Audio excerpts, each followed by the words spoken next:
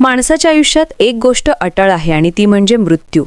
कितीही मोठं आयुष्य असो, कितीही यश मिळालं असो, कितीही पैसा, सत्ता, प्रसिद्धी असो, शेवटी प्रत्येक माणसाला एक दिवस मृत्यूला सामोरं जावंच लागतं. जन्म घेतलेला प्रत्येक जीव एक दिवस संपणारच, हेच आपण आतापर्यंत अंतिम सत्य मानत आलो. पण आता जगाच्या एका कोपऱ्यात घडणारी एक घटना या सगळ्या समजुतींना हादरवून टाकतेय. कारण जर्मनीमधल्या एका कंपनीनं चक्क मृत्यूला आव्हान दिलं आहे. होय, मृत्यूला, त्या अंतिम टप्प्याला. आणि हा दावा इतका धक्कादायक आहे की ऐकणाऱ्याला पहिल्यांदा विश्वासच बसत नाही. या कंपनीचं म्हणणं असं आहे की मृत्यू म्हणजे शेवट नाही, मृत्यू म्हणजे फक्त एक थांबा आहे. आणि भविष्यातलं विज्ञान इतकं पुढे जाईल की आज मृत झालेली माणसं पुन्हा जिवंत होऊ शकतात.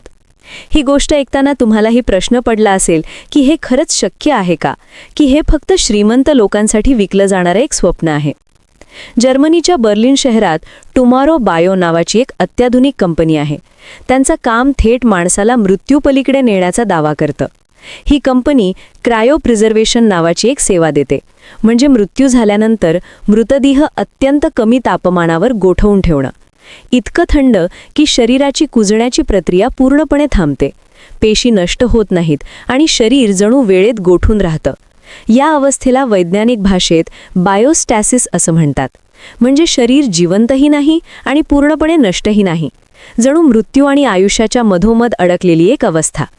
टुमॉरो बायो कंपनीचा दावा आहे की विज्ञान इतकं प्रगत आहे की वाटणारे आजार बरे होतील, शरीर दुरुस्त करता येईल, मेंदूच्या पेशी पुन्हा सक्रिय करता येतील, तेव्हा हे गोठवलेले मृतदेह पुन्हा जिवंत करता येतील.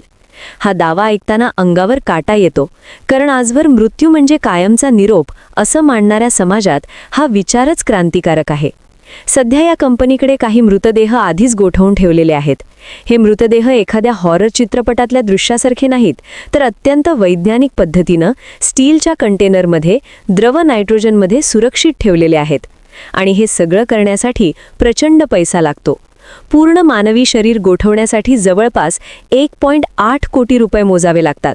आणि जर फक्त मेंदू गोठवायचा असेल तर साधारण 67 लाख रुपयांहून अधिक खर्च येतो.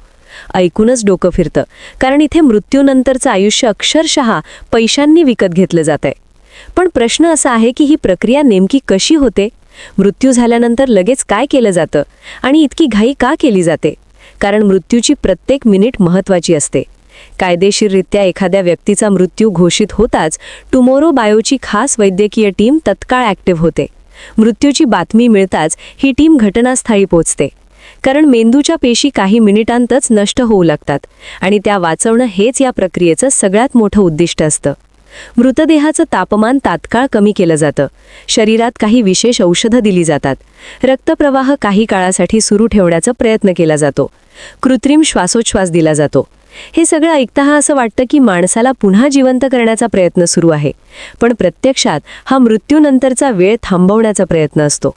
युरोपमधल्या अनेक मोठ्या शहरांमध्ये टुमॉरो बायोच्या खास रुग्णवाहिका तयार असतात. या रुग्णवाहिका कोणत्याही क्षणी मृतदेह उचलून नेण्यासाठी सज्ज असतात. आणि पुढचा प्रवास सुरू होतो स्वित्झर्लंडकडे, जिथे या सगळ्या प्रक्रियेचं मुख्य केंद्र आहे. आणि इथून पुढे गोष्ट आणखीनच थरारक वळण घेते. स्वित्झर्लंडमधील त्या अत्याधुनिक केंद्रात मृतदेह पोचतो आणि इथून सुरू होते खरी विज्ञान कथा. इथे सगळं काही अत्यंत शांत, थंड आणि अचूक नियोजनात चालत असतं, कारण इथे एकही चूक परवडणारी नसते. सर्वात आधी मृतदेहाच्या शरीरातील संपूर्ण रक्त काढून टाकलं जातं, कारण रक्त गोठल्यावर त्यामध्ये बर्फाचे स्फटिक तयार होतात आणि ते पेशींना कायमचं नुकसान पोचवू शकतात. त्यामुळे रक्ताऐवजी क्रायोप्रोटेक्टंट नावाचे खास रसायन शरीरात भरलं जातं. हे रसायन पेशींना गोठताना फुटू देत नाही, पेशींची रचना जशीच्या तशी टिकवून ठेवण्याचं काम करतं. जणू शरीर काचेप्रमाणे सुरक्षित केलं जातं. त्यानंतर मृतदेह एका मजबूत स्टीलच्या कंटेनरमध्ये ठेवला जातो. त्या कंटेनरमध्ये द्रव नायट्रोजन भरलं जातं आणि हळूहळू तापमान खाली नेलं जातं, -198 पर्यंत. इतकं कमी तापमान की वेळ जणू थांबून जाते. शरीर कुजणं पूर्णपणे थांबतं, जैविक हालचाली गोठतात. पुढील 10 दिवस हे तापमान स्थिर ठेवण्यासाठी शास्त्रज्ञ अक्षरशः तासनतास लक्ष ठेवतात, कारण छोटासा बदल सुद्धा पेशींना नुकसान पोचवू शकतो. एकदा योग्य तापमान आणि स्थिरता मिळाल्यावर मृतदेह क्रायोस्टॅट्स नावाच्या मोठ्या व्हॅक्यूम इन्सुलेटेड कंटेनरमध्ये हलवला जातो. इथे हे मृतदेह उभ्या अवस्थेत साठवले जातात, शांतपणे, अंधारात, भविष्यातील एका अनिश्चित दिवसाची वाट पाहत. आत्तापर्यंत टुमॉरो बायो कंपनीनं 6 मानवी मृतदेह आणि 5 पाळीव प्राण्यांचे मृतदेह अशा पद्धतीनं गोठवलेले आहेत. पण धक्कादायक बाब म्हणजे 650हून अधिक लोकांनी आधीच या सेवेसाठी पैसे भरले आहेत. म्हणजे त्यांचा मृत्यू झाला की त्यांचा मृतदेह गोठवला जावा अशी त्यांची इच्छा आहे. हे लोक फक्त युरोपमधले नाहीत, तर अमेरिका, ऑस्ट्रेलिया, आशिया अशा जगभरातून आहेत. यामागचं कारण एकच आहे, मृत्यूची भीती आणि आयुष्य जास्त जगण्याची आस. काही लोकांना वाटतं की भविष्यात कॅन्सरसारखे आजार सहज बरे होतील, शरीरातील खराब झालेले अवयव बदलता येतील, मेंदूच्या आठवणी पुन्हा सक्रिय करता येतील आणि तेव्हा आज गोठवलेला मृतदेह पुन्हा श्वास घेईल.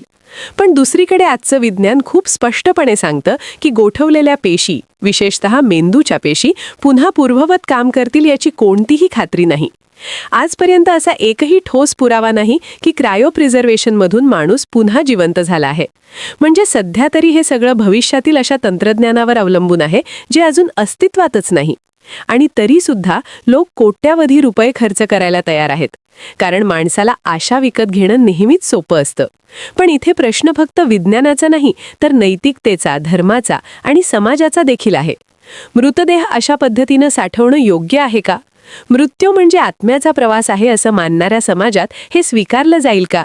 आणि सगळ्यात मोठा प्रश्न म्हणजे ही सेवा इतकी महाग आहे की ती फक्त श्रीमंत लोकांनाच परवडते. मग भविष्यात अमरत्व ही सुविधा काही निवडक लोकांसाठीच मर्यादित राहील का? गरीब माणूस जन्मतो, संघर्ष करतो, मरतो आणि श्रीमंत माणूस मृत्यूनंतरही दुसऱ्या आयुष्याची तिकीटं काढतो. असं जग तयार होईल का? या प्रश्नांनी अनेक विचारवंत अस्वस्थ झाले आहेत. पण टुमॉरो बायो कंपनीचं म्हणणं वेगळं आहे. टुमॉरो बायो कंपनीचा दावा आहे की त्यांचा उद्देश अमरत्व विकण्याचा नाही, तर मानवी जीवनाच्या मर्यादा पुढे ढकलण्याचा आहे. लोकांना जास्त वेळ मिळावा, भविष्यातील प्रगत उपचारांचा लाभ घेण्याची संधी मिळावी.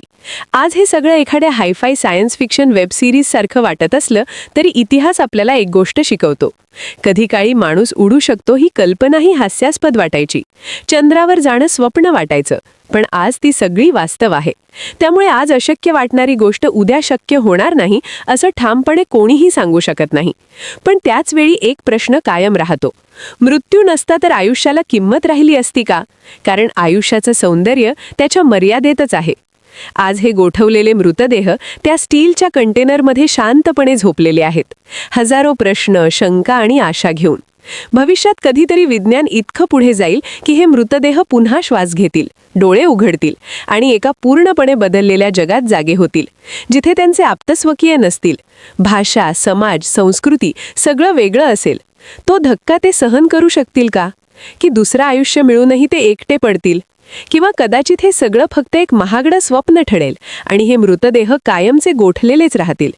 पण एक गोष्ट मात्र नक्की आहे, मृत्यूवर मात करण्याचा हा प्रयत्न मानवी इतिहासातला सगळ्यात धाडसी प्रयोग आहे. माणूस इथे निसर्गालाच प्रश्न विचारतोय आणि या प्रश्नाचं उत्तर अजून मिळालेलं नाही. भविष्यात हे मृतदेह जिवंत होतील की नाही हे आपण पाहायला असू किंवा नसू, पण आज आपण एका अशा युगाचे साक्षीदार आहोत जिथे माणूस देव होण्याचा प्रयत्न करतोय. आणि हा प्रयत्न यशस्वी झाला तर जग कधीच पूर्वीसारखं राहणार नाही, आणि जर अयशस्वी झाला तर मृत्यूच आपल्याला पुन्हा एकदा आठवण करून देईल की आपण कितीही पुढे गेलो तरी शेवटी आपण फक्त माणूस आहोत. तुम्हाला काय वाटतं, मृत्यूला हरवणं खरंच शक्य आहे का? की मृत्यूच आयुष्याला अर्थ देतो? विचार करा, कारण ही गोष्ट इथे संपत नाही. ही गोष्ट भविष्यात कधीतरी पुन्हा समोर येणार आहे आणि तोपर्यंत हे गोठलेले मृतदेह त्या शांत थंड अंधारात आपल्या दुसऱ्या आयुष्याची वाट पाहत राहतील. धन्यवाद.